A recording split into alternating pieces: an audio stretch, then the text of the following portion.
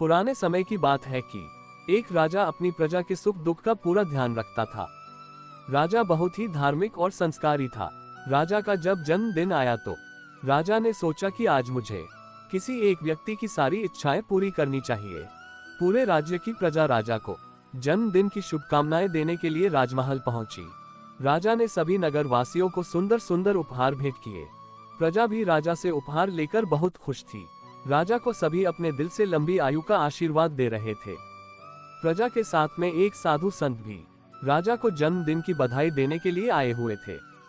राजा साधु संतों का बहुत सम्मान करता था। राजा उस संत से मिलकर बहुत प्रसन्न हुआ। राजा ने संत महाराज को प्रणाम किया और संत से कहा कि गुरुदेव, आज मैंने प्रण किया है कि आज मैं किसी एक व्यक्ति की सारी इच्छाएं पूरी करूंगा और वह व्यक्ति आप हैं। गुरुदेव, आज मैं आपकी सभी इच्छाओं की पूर्ति करना चाहता हूँ। आप मुझसे जो मांगना चाहें मांग सकते हैं। राजा के वचन सुनकर संत महात्मा बोले, राजन, मैंने तो सांसारिक जीवन त्याग दिया है। मैं तो राज्य से बाहर रहता हूँ। दिन भर भगवान की भक्ति में लगा रहता हूँ। मुझे किसी चीज की आवश्यकता नहीं है। अगर आप देना ही चाहते हैं तो आप स्वयं की इच्छा से मुझे कुछ भी दे सकते हैं।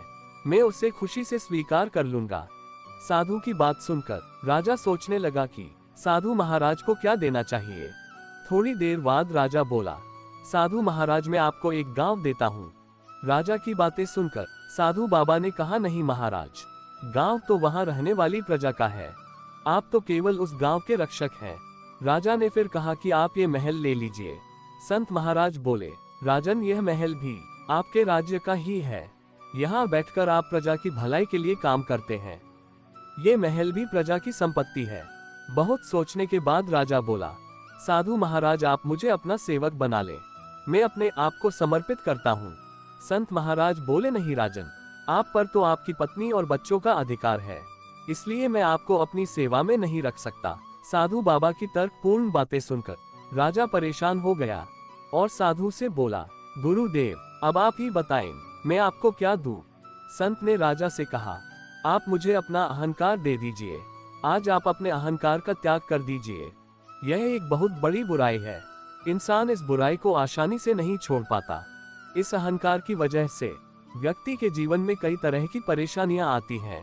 ये अहंकार जिस व्यक्ति में आ जाए तो वह अपने आप को सब श्रेष्ठ समझने लगता है और अहंकार में व्यक्ति ऐसे भी काम करने लगता है जो न्याय के विरुद्ध होते हैं और जनता ऐसे इंसान से परेशान होने लगती है। इसलिए हे राजन, इस अहंकार का त्याग करना ही उचित है। राजा को अपनी गलती का एहसास हो गया कि वह किसी व्यक्ति की सभी इच्छाएं पूरी कर सकता है।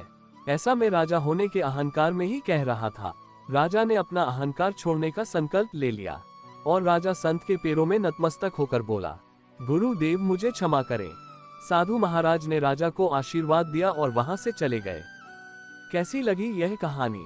कहानी सुनने के लिए बहुत बहुत धन्यवाद।